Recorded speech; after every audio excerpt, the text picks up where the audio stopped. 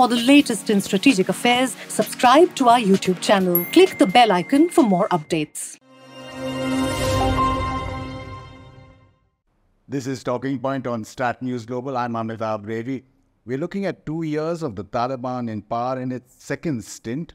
And our expert analyst is Ambassador Gautam Mukhopadhaya, India's ex-envoy to Afghanistan.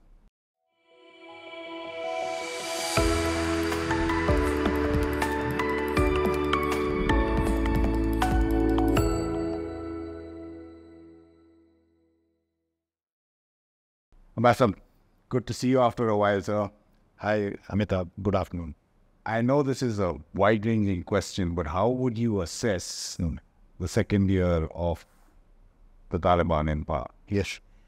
Thank you, Amitabh. Good to be with StratNews once again. If we just flash back 2 years, Afghanistan was literally all over the news. You had, highly, emotive visuals coming out of Kabul, people trying to grab, plane tires to leave the country.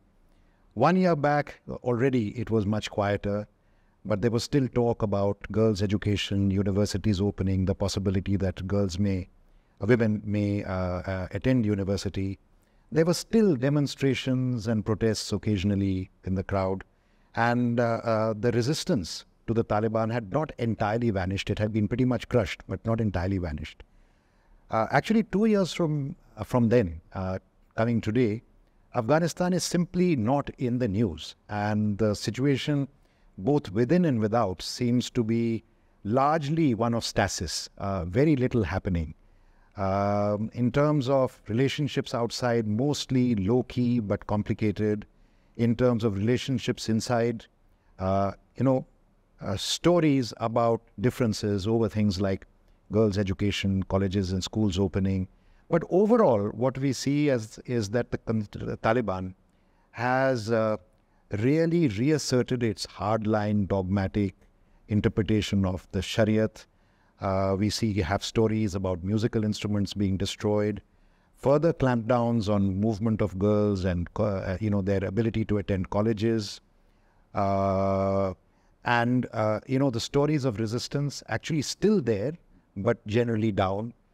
And we don't really hear stories of, greater acceptability of the Taliban, internationally or nationally, within the country. In other words, 2 years down the line, the Taliban don't seem to have got greater legitimacy inside the country. And outside, while there's been some talk, about, de facto or even perhaps de jure recognition of the Taliban, there is really no movement. Even the United States, which had been maintaining some contacts, those contacts had slackened. Of course, the money is still coming in.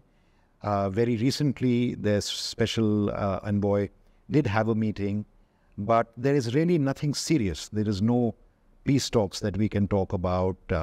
Inclusive government has practically disappeared. So there is generally a sense of, nothing happening, that Afghanistan is not a part of the story. So in that process of nothing, at least recently from the outside happening, India's role, there has been not much movement there as well, whether it's in terms of helping the Afghan people with medical supplies, and yet having a technical team on the ground so as to have your ears and eyes in a security cauldron kind of thing. There's not been much change with India. Not as far as I can see, and not that I know. In fact, it's been more of the same. It has remained, a kind of low-level engagement. I think the main message is that the relationship continues, continues for two reasons. One is, of course, as the government keeps saying, as the Ministry of External keeps saying, it's part of our historical relationships and must continue. But I think the other main concern, and also the concern of the international community, has been essentially to preserve your security interests and to make sure that Afghanistan is not used as a base or as a launching pad for, terrorist or radical extremist kind of impulses from Afghanistan. And I would say that perhaps in the first instance I didn't mention, even internationally, I just happened to attend a conference hosted by Tajikistan on Tajikistan and Afghanistan. And I think among the main messages that came through was concern, particularly in Central Asia, about the currents of radicalism, extremism, and the kind of cultural threat that the Taliban posed, quite apart from the terrorist threat that they posed.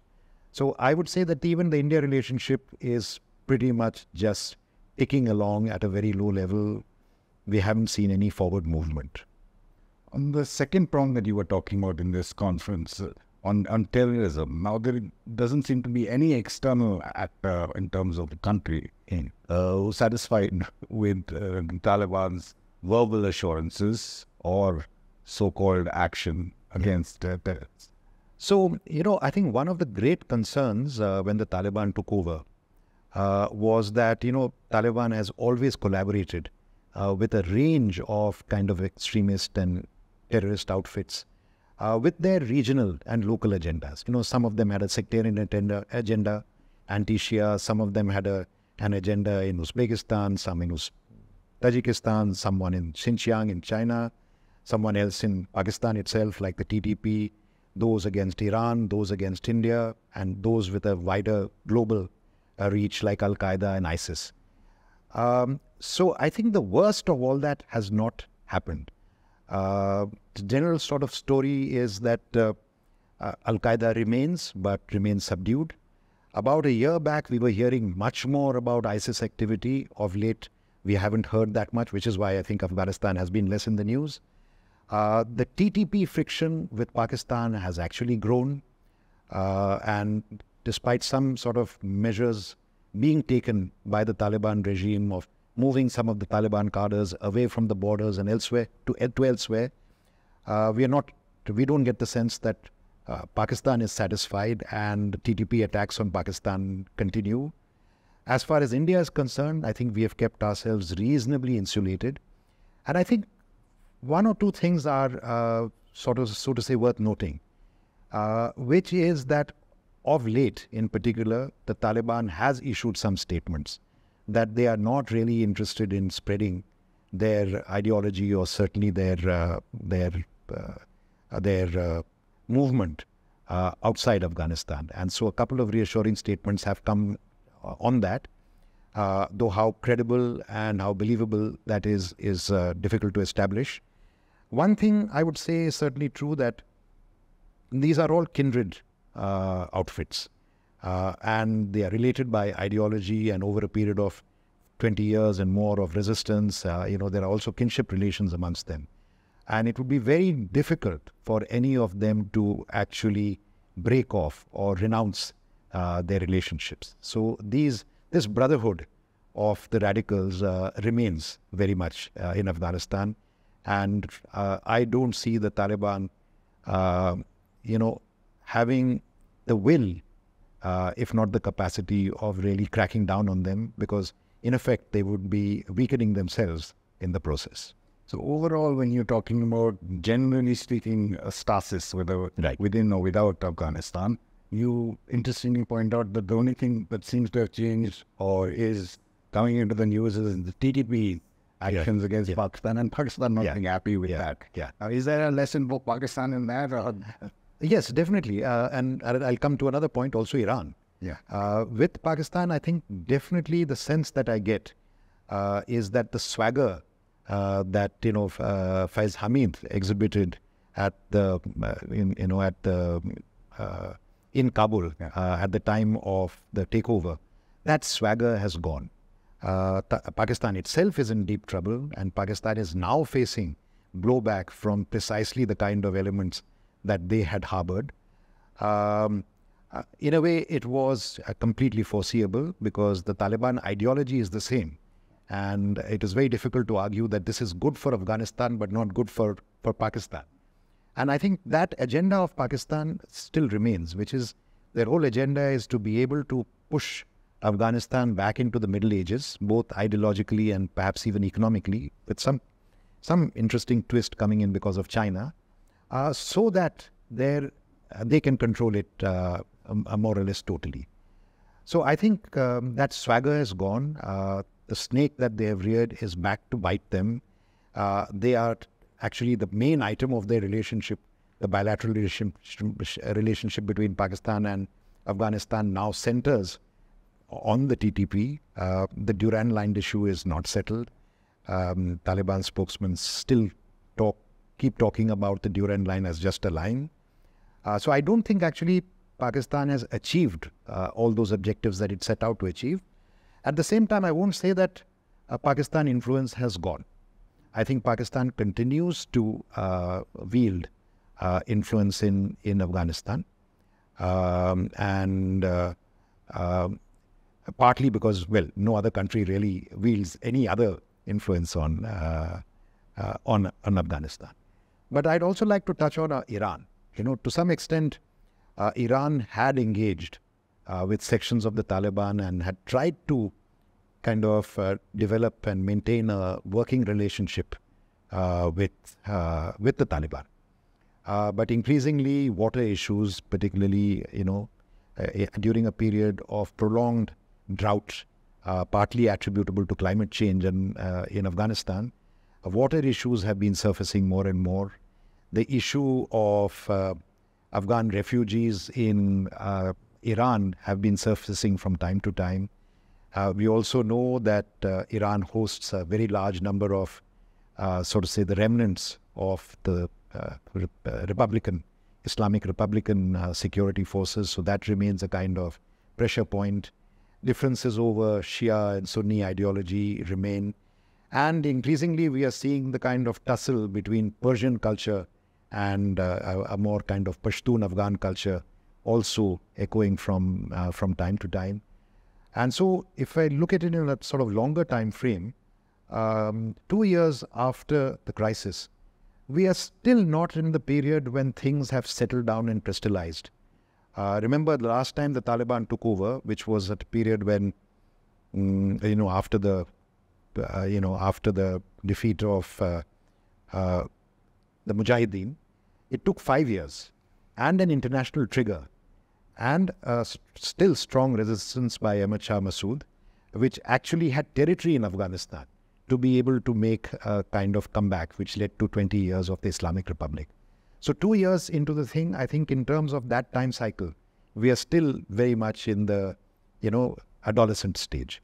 And I think, all the things that happened in the past, the crystallization, anything could happen. And a lot depends on what happens, outside Afghanistan as well. In particular, if these radical forces are able to spread their wings, are able to conduct attacks outside Afghanistan. If that were to happen, I think things could still start changing. Although I would say that there are too many other distractions in the world, from Ukraine to Taiwan to many other things, to take, for this to take primary place at the moment. The two distractions, Russia and Ukraine, China and Taiwan. Right. But nothing seems to have changed vis-a-vis China or Russia's. Yes, you see, again, in the early days, we saw China taking a lot of interest. They tried to convene meetings. I think their foreign ministers visited more than once. There was a lot of talk about the Belt and Road and regional connectivity. I think China was looking at, in some ways, penetrating the Central Asian massifs and being able to reach out towards the Gulf and West Asia, partly to, occupy the space that had been vacated by the United States, not only in Afghanistan, but also, with the outsourcing of the West Asia issues to the West Asian Quad. I think China saw an opportunity to, to extend its fingers into that area. If you recall, again, about 2 years back, they entered into a 25-year-old, 400 billion, geo-economic deal centered on energy with Iran, and that deal also had strategic overtones.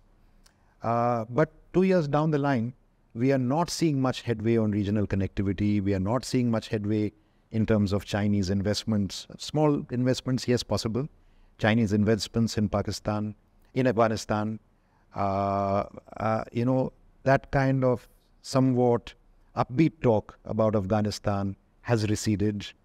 And we are really not seeing any movement from any quarters.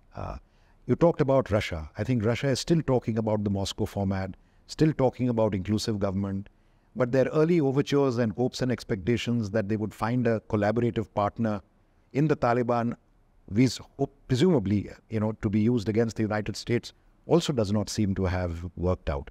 If anything, the United States seems to have a reasonably close under-the-table relationship with the Taliban, with their monthly installments of funds, presumably for humanitarian purposes, and the occasional talks still continuing.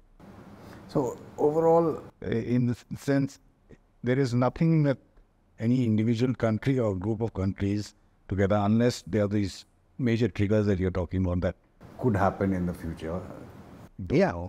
Change the Taliban. Right. And the Taliban have also learned from the Republic in terms of standing united, whether there are voices that are saying different things from the top leadership. Yes. But you're right. So actually this gives me an opportunity to say something else. The Taliban has always been very good at maintaining that unity, right through the Doha talks and beyond the Doha talks. I think they have been very focused on, the Amirul Mu'mineen as their figurehead and as the main sort of authority figure. And regardless of the larger than life, kind of stature of people like Sirajuddin Haqqani and even Mullah Yaqub and many other heavyweights, Mullah Baradar, heavyweights in the Taliban, I think the authority of the Amir has never really been questioned. And I think they've been very good at that. But, even if you look at internationally, essentially, the West has lost its appetite to support democratic movements or democracy outside Europe. When it came to Ukraine, they responded, or at least they feel that they are responding to, democratic impulses in Ukraine.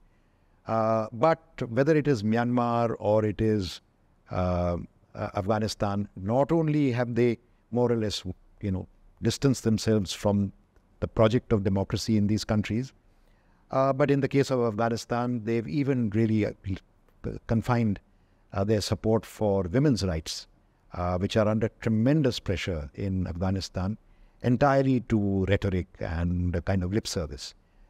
In the 1990s, when the Taliban 1.0 was around, there was actually a very robust movement in the West amongst women's groups and women's organizations not to cave in to, for example, oil interests in Afghanistan. And in fact, I think the women's movements in the West deserve some credit to prevent the legitimization of the Taliban in that period when there were certain, kind of corporate forces that were pushing for some degree of recognition.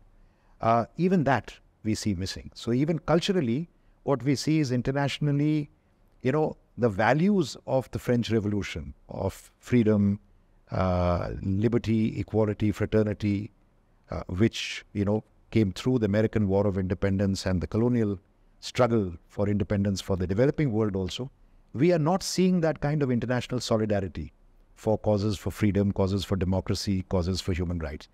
Regionally, we are not seeing the kind of partnership that we had in the 90s between Iran, Russia, and India.